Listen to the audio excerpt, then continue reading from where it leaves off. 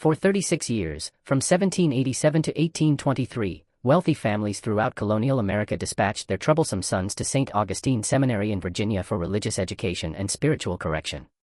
Not one of those young men ever came home.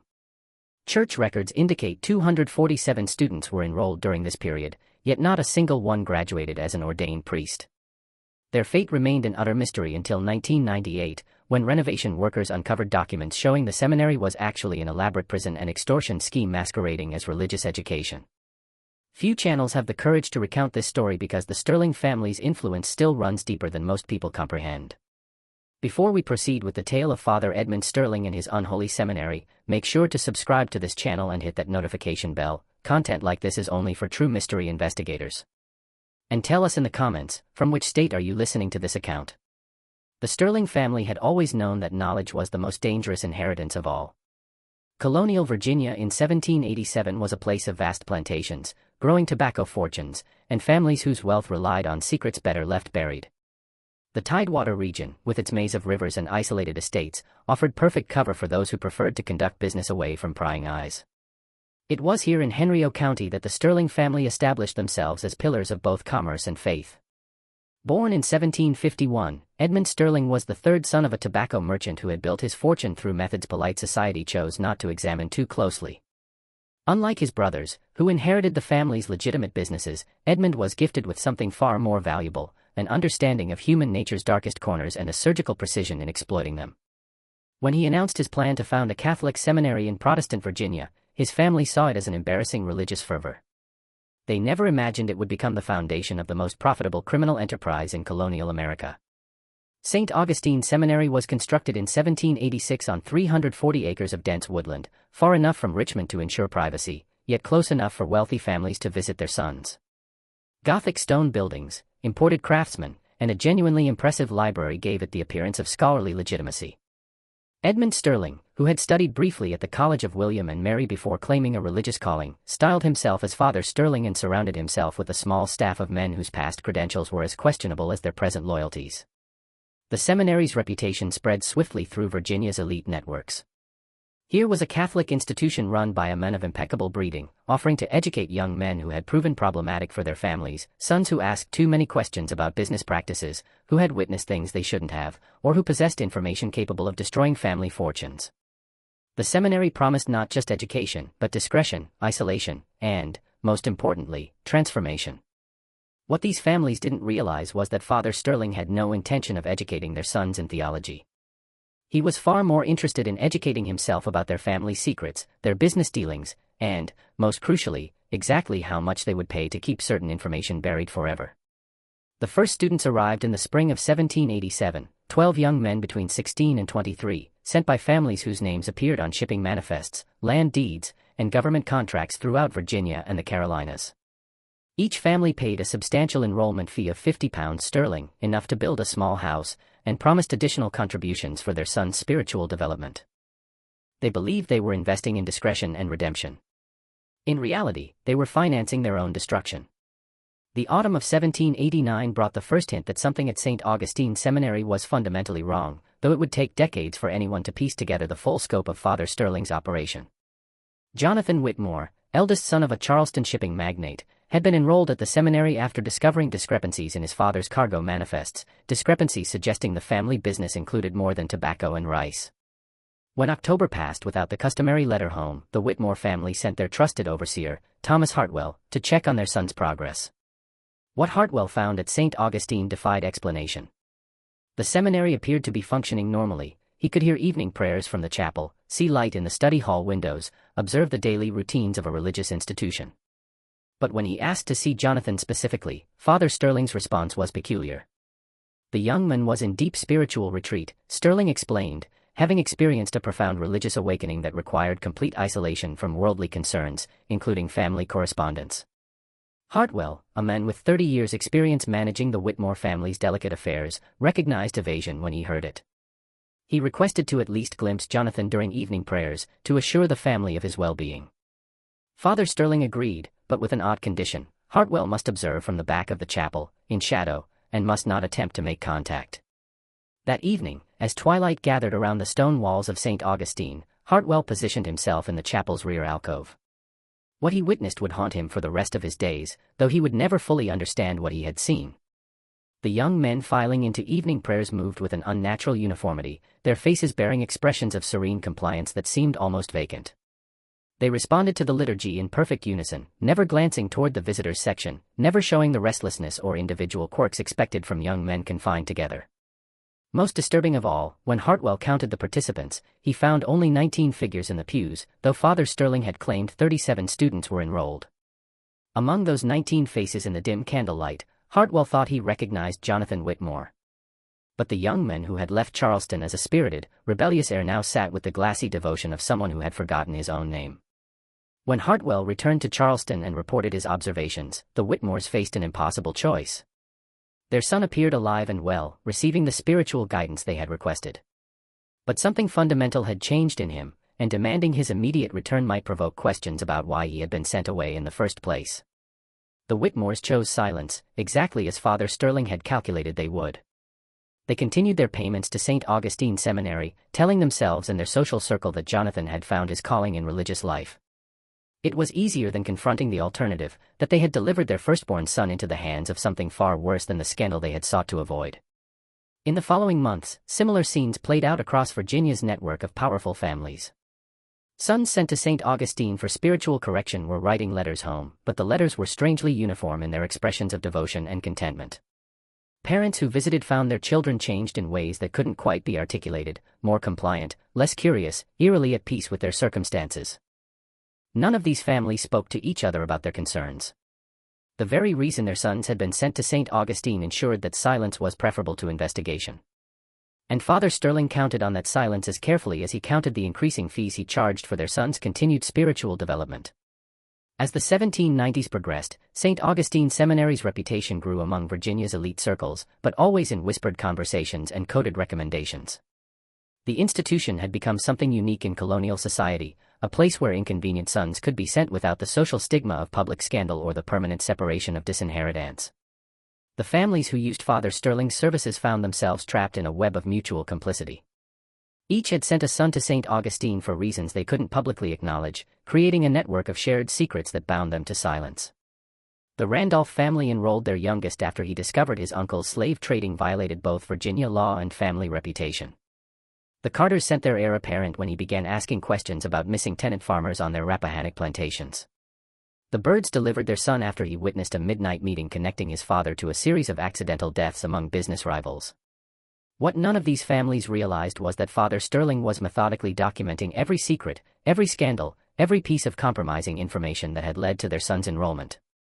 His private study, located in the seminary's tower room, contained detailed files on each family's vulnerabilities, complete with names, dates, locations, and witness testimonies provided by their own children during spiritual counseling sessions. The gradual transformation process students underwent at St. Augustine was carefully orchestrated. New arrivals were initially housed in comfortable quarters and treated with apparent respect. They attended genuine theological classes taught by Father Sterling, who was surprisingly knowledgeable despite his questionable credentials. The food was excellent, the library well-stocked, the daily routine structured but not oppressive. But within weeks of arrival, subtle changes began. Students would mention feeling unusually tired in letters home, attributing it to the rigorous spiritual schedule. Their handwriting began to change, becoming more uniform and controlled. Their letters grew shorter and more formulaic, expressing gratitude for their family's wisdom in sending them to such a beneficial institution. What the students didn't know was that their evening wine was being supplemented with carefully measured doses of laudanum and other opiates, available to those with medical connections. The dosages were precise enough to create dependency and docility without obvious signs of drug use. Combined with isolation from outside contact and constant reinforcement of their family's disappointment in their past behavior, the chemical influence created young men increasingly compliant and decreasingly capable of independent thought. By 1793, Father Sterling had refined his system to the point where he could predict almost exactly how long it would take to break down a new arrival's resistance and rebuild them into the compliant figure their family would expect to see during rare visits. The process typically took between 4 and 8 months, depending on the student's initial personality and the severity of the secrets they carried. But Sterling's true genius lay not in controlling the students, but in controlling their families. As months turned to years, the fees for continued enrollment began to increase.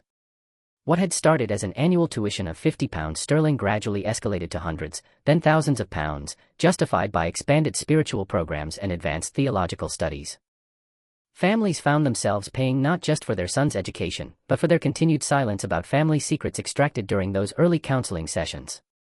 When parents protested the increasing costs or demanded their son's return, Father Sterling would gently remind them of conversations their children had shared during spiritual direction, conversations about business practices, family histories, or witnessed events that could destroy reputations and fortunes if made public. The choice was always presented delicately but clearly: continue supporting their son's spiritual journey, or risk having their family's darkest secrets exposed to Virginia society. Most families paid. By the winter of 1798, 11 years after St. Augustine Seminary's founding, Father Sterling's operation had evolved into something far more sophisticated than simple extortion. He had created what he privately termed the Virginia Arrangement, a network of interconnected blackmail schemes controlling nearly 24 of the colony's most powerful families. The system worked with clockwork precision. Students who had been at the seminary for several years were gradually moved from the main dormitories to private quarters in the basement levels, ostensibly for advanced contemplative studies. These basement rooms, carved from natural limestone beneath the building, were comfortable enough to avoid obvious signs of imprisonment but were secured in ways that made escape impossible. The students in these lower levels rarely appeared at public prayers anymore, their spiritual advancement having supposedly progressed beyond communal worship. Meanwhile, new students continued to arrive regularly, maintaining the seminary's facade of ongoing operation while providing fresh sources of family intelligence and additional revenue streams. Father Sterling had become expert at identifying which young men possessed the most dangerous knowledge about their family's affairs, and these individuals found their spiritual retreats became increasingly permanent. The transformation of Charles Randolph, enrolled in 1796, illustrated Sterling's evolving methods with chilling clarity. Charles had been sent to St. Augustine after discovering his father's tobacco exports were being used to launder profits from illegal slave trading operations that violated both Virginia statutes and federal maritime law. Initially, Charles's letters home expressed the usual complaints about strict religious discipline and homesickness. But as months passed, his correspondence became increasingly supportive of his family's business practices, including explicit approval of trading arrangements he had previously condemned. When Thomas Jefferson Randolph, Charles's younger brother, visited the seminary in early 1799, he found Charles transformed into an articulate advocate for the family's commercial interests. Charles spoke knowledgeably about crop rotations, shipping schedules, and labor management practices that would maximize profitability while minimizing legal exposure. His previous moral objections to the family's slave trading connections had apparently been resolved through intensive theological study of biblical slavery passages. But Thomas Jefferson Randolph was more observant than most visitors. He noticed his brother's pupils were consistently dilated despite the bright daylight in the visiting room. He observed Charles's hands shook slightly when he wasn't actively engaged in conversation. Most telling, when Thomas mentioned their childhood dog's name, Charles showed no recognition of a pet they had both adored for 7 years. These observations might have remained private family concerns, but Thomas Jefferson Randolph made a decision that would ultimately unravel Father Sterling's entire operation. Instead of confronting his family directly, he began his own investigation into St. Augustine Seminary's practices and history. Thomas was uniquely positioned for such an investigation. As a junior partner in his family shipping business, he had access to commercial records, correspondence networks, and business connections throughout Virginia and the Carolinas. More importantly, he had inherited his grandfather's meticulous record-keeping habits and his father's suspicious nature regarding financial arrangements that seemed too convenient to be legitimate. Over the following months, Thomas traced the financial relationships between St. Augustine Seminary and nearly 24 prominent families. He discovered tuition payments had escalated far beyond any reasonable educational costs, and that many families were making additional donations for specialized services never clearly defined. He found shipping records indicating supplies delivered to the seminary included unusual quantities of medical equipment, pharmaceutical materials, and construction materials more appropriate for prison construction than educational facilities. Most significantly, Thomas began tracking the students who had supposedly graduated or left St. Augustine over its 11-year history. What he discovered was deeply disturbing. While 247 young men had been enrolled, fewer than 24 had ever been documented as returning to their families or pursuing careers elsewhere. The vast majority seemed to have simply vanished from all public records after their enrollment. This was when Thomas Jefferson Randolph realized his brother Charles might not be the victim of unusual religious indoctrination, but of something far more sinister. Thomas Jefferson Randolph's investigation took a dangerous turn in the spring of 1799 when he discovered he wasn't the only person asking questions about St. Augustine Seminary.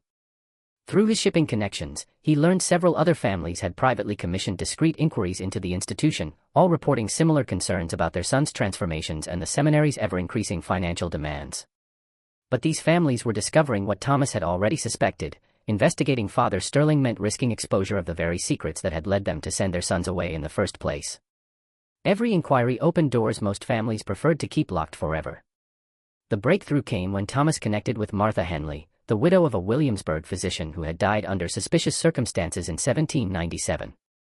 Dr. Henley had been one of the few medical professionals willing to treat patients discreetly, asking no questions about unusual injuries or conditions wealthy families preferred not to explain. His patient records, which Martha had inherited along with substantial debts, included several entries for consultations at St. Augustine Seminary. According to Dr. Henley's notes, Father Sterling had requested medical advice regarding the long-term effects of opiate administration on young men, specifically seeking dosages that would create dependency without causing obvious physical deterioration. The doctor's records showed multiple visits to the seminary between 1794 and 1796, during which he had examined students showing signs of chronic drug administration but were being presented as suffering from spiritual melancholia or religious ecstasy. More disturbing were Dr. Henley's final entries regarding St. Augustine, dated just weeks before his sudden death from what was officially ruled a heart attack. The physician had begun expressing concerns about the ethical implications of his consultations, noting several students he examined appeared to be suffering from more than spiritual distress. His last entry regarding the seminary was a single line: "The Sterling arrangement represents a fundamental violation of both medical ethics and human dignity." When Thomas Jefferson Randolph shared Dr. Henley's records with Martha, she revealed her husband had been planning to report his concerns to colonial authorities before his unexpected death. She had suspected his demise was connected to his growing moral objections to his work with Father Sterling but lacked the evidence or social standing to pursue an investigation. Together, Thomas and Martha began developing a strategy to expose St. Augustine Seminary's true nature, but they were operating under severe constraints. Any public revelation would destroy the families whose sons were imprisoned there, including Thomas's own. They needed to rescue the students without exposing the secrets that had led to their imprisonment. Their solution was both elegant and dangerous. Thomas would use his shipping business to arrange for an accidental discovery of the seminary's illegal activities by colonial authorities, while Martha would ensure medical evidence of the student's condition would be available to support legal action against Father Sterling. But as they finalized their plans, they made a chilling discovery that changed everything they thought they knew about St. Augustine Seminary. While reviewing Dr. Henley's patient files one final time, Martha found a hidden compartment in her husband's medical bag containing documents revealing the true scope of Father Sterling's operation. The seminary wasn't just imprisoning inconvenient sons and extorting their families, it was systematically eliminating students who proved too resistant to chemical control or who retained too much dangerous knowledge about their family's secrets. The documents included detailed anatomical drawings and medical notes describing what Dr. Henley termed staged accidents, designed to eliminate specific students while maintaining plausible deniability. The physician had apparently been coerced into providing medical expertise for murders disguised as accidental deaths, suicides, or natural causes related to the student's supposed spiritual afflictions. Among these documents was a list of names, students who had been eliminated over the seminary's 11-year history. The list included 23 names, matching exactly the number of death certificates issued for St. Augustine students. But more terrifying was a second list labeled "Pending Resolution," which included 12 names of current students, including Charles Randolph. Thomas Jefferson Randolph realized his brother wasn't just imprisoned at St. Augustine Seminary. He was scheduled for execution. Just when we thought we'd seen it all, the horror in Virginia's hills intensifies. If this story is giving you chills, share this video with a friend who loves dark mysteries. Hit that like button to support our content, and don't forget to subscribe to never miss stories like this. Let's discover together what happens next in this tale of human greed and corruption. The race to save Charles Randolph and the other condemned students had begun, but Thomas and Martha were about to discover Father Sterling had been anticipating their investigation all along. On the night of May 17, 1799, Thomas Jefferson Randolph and Martha Henley approached St. Augustine Seminary with a desperate plan to rescue the imprisoned students before Father Sterling could carry out his final solution. What they discovered in the limestone chambers beneath the seminary would haunt survivors for the rest of their lives and reveal the true scope of one of colonial America's most systematic criminal enterprises. The basement levels contained not just holding cells for current students, but a fully equipped medical facility where Dr. Henley had been forced to participate in what Father Sterling called spiritual interventions. The pharmaceutical supplies Thomas had traced through shipping records were being used not just to control living students, but to stage convincing deaths for those who could no longer be safely maintained. Charles Randolph was found in the final stage of Father Sterling's elimination process, heavily sedated with opiates and showing signs of systematic poisoning designed to mimic consumption. According to medical charts Martha found, he was scheduled to die of respiratory failure within the week, with his death to be reported as the tragic result of spiritual exhaustion combined with weak constitution. But Charles was not the most horrifying discovery. In a section of the basement that appeared to be Father Sterling's private study, Thomas and Martha found detailed records of the entire Virginia arrangement spanning 12 years of operation. The files contained not just information about current students and their families, but comprehensive documentation of Father Sterling's systematic expansion throughout colonial society.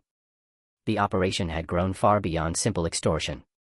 Father Sterling had used intelligence gathered from imprisoned students to manipulate business deals, political appointments, and legal proceedings throughout Virginia and neighboring colonies. He had documentation of slave trading violations, tax evasion schemes, fraudulent land deals, and political corruption involving dozens of prominent families, judges, and colonial officials.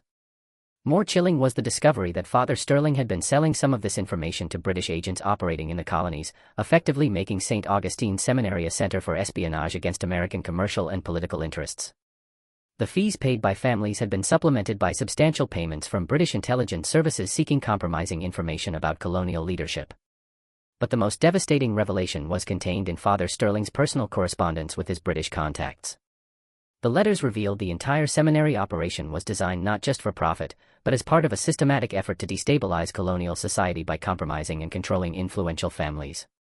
The British had been funding St. Augustine Seminary as part of their strategy to maintain influence over American commerce and politics, even as colonial independence movements were growing. The students imprisoned in the basement weren't just victims of individual family scandals, they were casualties in a larger conflict between competing imperial interests, sacrificed to maintain British intelligence advantages over colonial society. When Thomas and Martha attempted to evacuate the surviving students, they discovered Father Sterling had been prepared for exactly this possibility. The seminary staff, who had appeared to be simple religious instructors, were actually armed guards with military training. The building itself had been designed as a fortress with multiple security levels and concealed weapons throughout.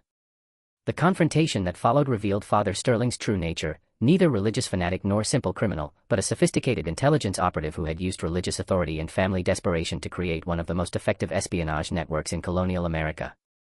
"You understand," Father Sterling told Thomas as armed men surrounded the rescue party, "that exposing this operation means destroying every family whose secrets we've documented.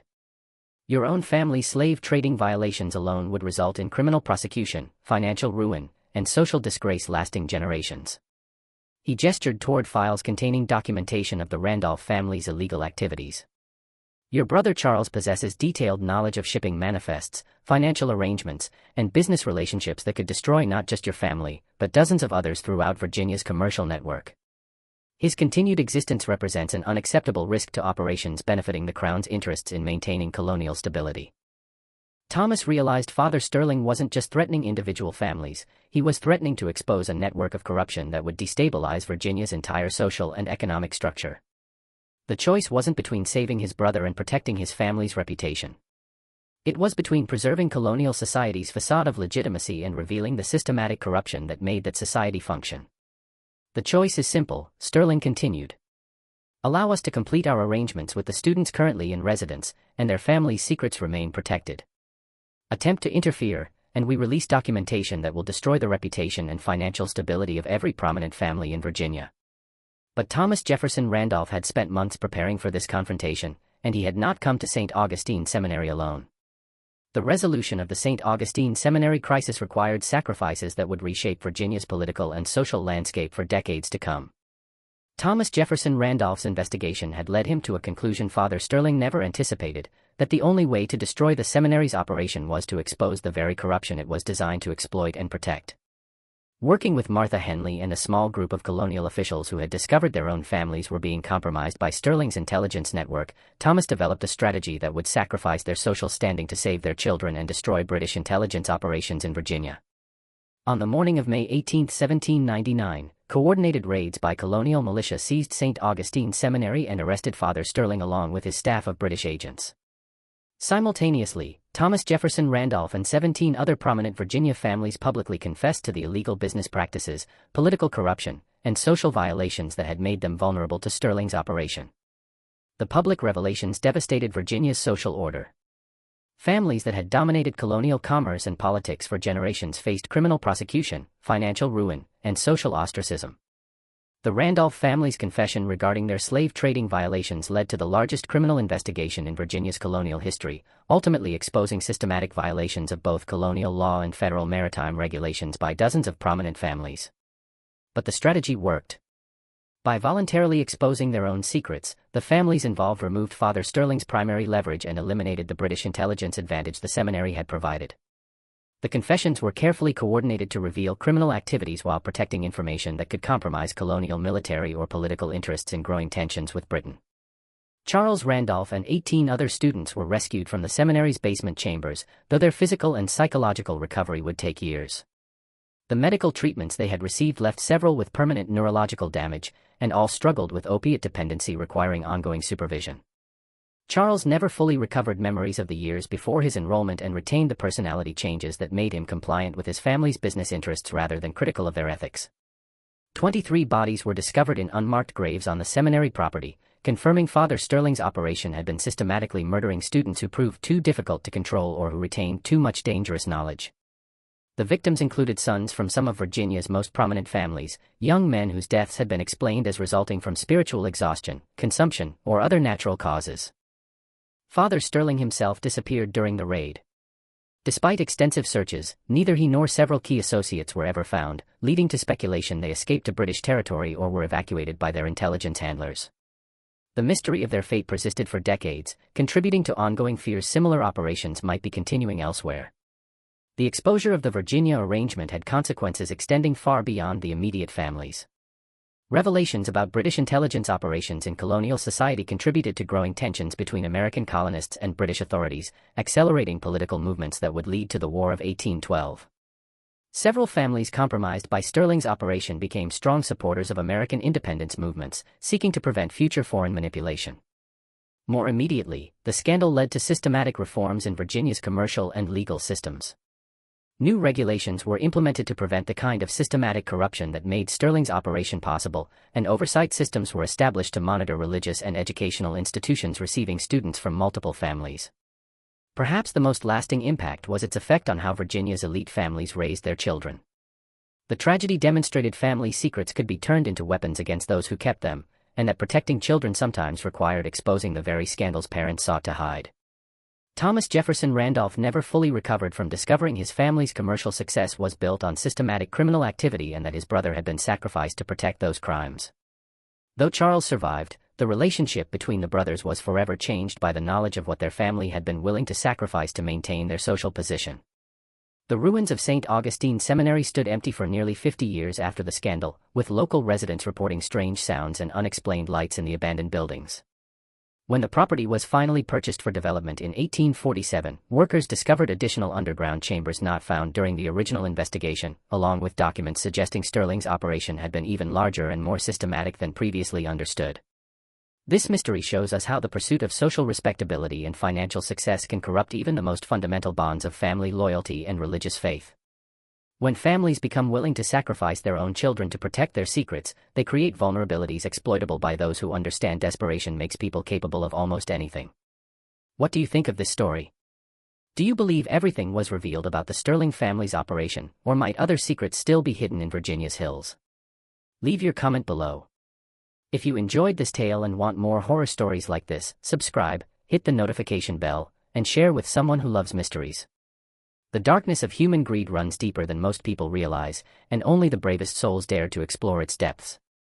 See you in the next video, where we'll uncover another tale showing how far people will go when money and reputation are at stake.